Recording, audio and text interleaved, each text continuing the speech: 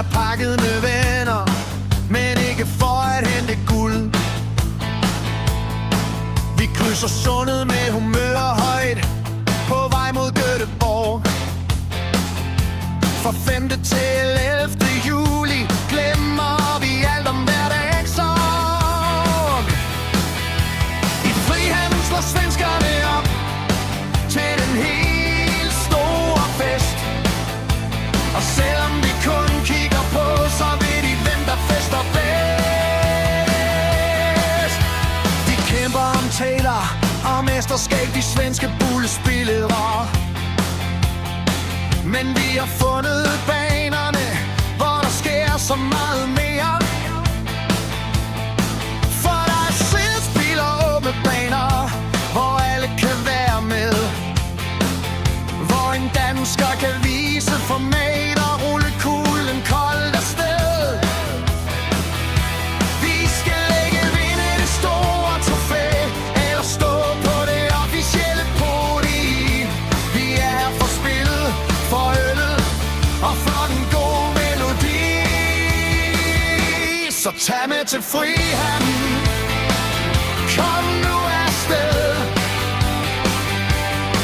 Hele Danmark rykker ind, og vi tager hyggen med. Lad svenskerne slås om pokalen i år. Vi skåler i solen, mens sidespillet går. Ja, kom nu afsted. Atmosfæren er elektrisk, du kan høre hjertet klinge. Når en svensker prøver desperat at få pointe i hus og bringe. Vi står på sidelinjen med en kold og ser på Bears Point. Men pludselig er det vores tur til at ramme helt on point. Der er lagt op til mænd med masser af lir og masser af sjov, til at udfordre naboen. Ja, det har vi da lov. Vi tager en dyst i et åbent spil. Nu skal der skubbes og skydes. Når grisen lander perfekt på 6 meter, skal der dælde med nydes. En herlig karambole, og banen er fuldstændig vores. Selvom vi ikke får guld, skal der synges og skråles.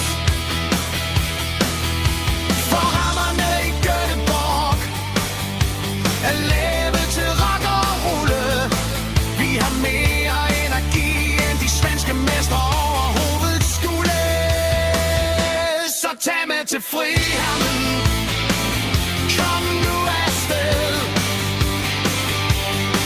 Hele Danmark rykker ind, og vi tager hyggen med.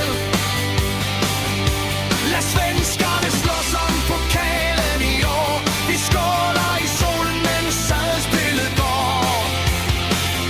Ja, kom nu afsted. Når aften falder på over havnen, og lysene tændes i vest, så ved vi, at venskab på tværs af sundet altid betaler sig bedst. Ingen pokal i verden kan slå den stemning,